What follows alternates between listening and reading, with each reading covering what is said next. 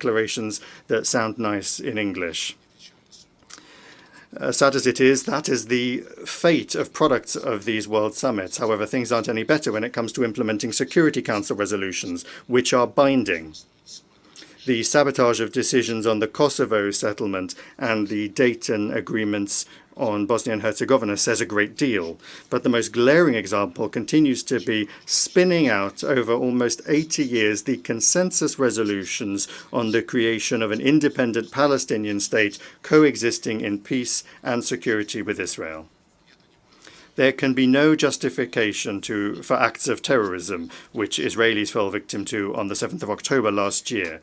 But everyone who still has a sense of compassion is outraged by the fact that the October tragedy is being used for the mass collective punishment of the Palestinians in the form of an unprecedented humanitarian catastrophe. The killing of Palestinian civilians with American weapons must immediately be ended. It is important to ensure the delivery of humanitarian aid to the enclave, the reconstruction of infrastructure, and most importantly, it is important to guarantee the realization of the legitimate right of the Palestinians to self-determination and to allow them, not in words, but in deeds, as they say, on the ground, to create a contiguous and viable state within the 1967 borders with its capital in East Jerusalem. Another glaring example of terrorist methods as a means of achieving political aims is the inhumane attack on Lebanon that transformed civilian technology into a lethal weapon. There must be an immediate investigation into this crime, but already we cannot remain silent in the face of the many publications in the media, including in Europe and here in the United States, that indicate to varying degrees the involvement and at the very least awareness of Washington when it comes to the preparation of that terrorist attack. And we understand that the Americans always deny everything, and they do everything they can to hush up any facts that come to light, as they did in response to the irrefutable evidence of their implication in the terrorist attack on the Nord Stream gas pipeline. From this viewpoint, the DPRK government stands strongly against the acts of dividing international political arena into two camps with unlawful double standards, giving precedence to their hegemonic interests and disturbing peace and stability. At present, many factors obstruct attainment of the SDGs set forth by the UN.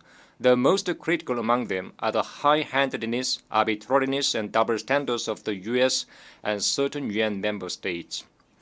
Since October last year, the indiscriminate massacre by Israeli authorities has claimed more than 40,000 Palestinian civilian lives in Gaza Strip, including many children and women, and thus exposed a nation to a complete extinction.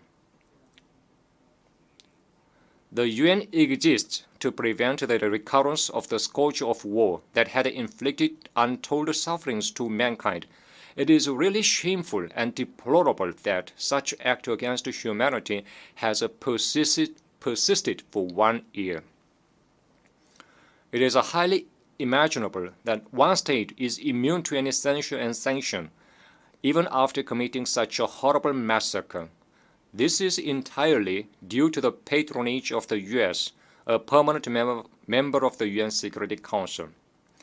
The US has vetoed UNSC resolutions on bringing peace to the Middle East on as many as 5 occasions, overriding the wishes of the international community to see the ethnic cleansing stopped by its ally. This is how the US has discredited the authority of the UN and incited crime against humanity. This notwithstanding, the US is branding as a threat and provocation the legitimate exercise of the right to self-defense by a sovereign state, which did not do any harm to anyone. As for the Ukrainian situation dragged on for almost 3 years by the US and Western countries, they are shifting the responsibility on other countries, even though it was the result of eastward expansion of NATO and provision of lethal equipment amounting to astronomical sum of money to their ally.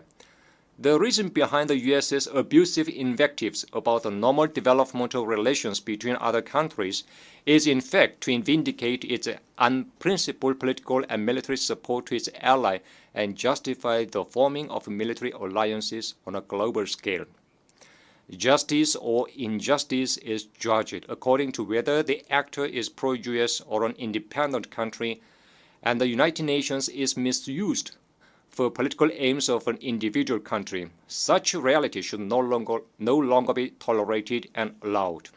I once again express a serious concern with a strong denunciation over the fact that peace and security in many parts of the world are seriously threatened, and the spirit of the UN Charter is debased by the arbitrariness and high-handedness of a single arrogant permanent member state of the UN Security Council. I also express deep condolences to the Palestinian victims of the Israeli genocide and their bereaved families, and extend unchanged support and solidarity to the Syrian people in their struggle to regain the occupied Golan. Download Tribun X sekarang, menghadirkan lokal menjadi Indonesia.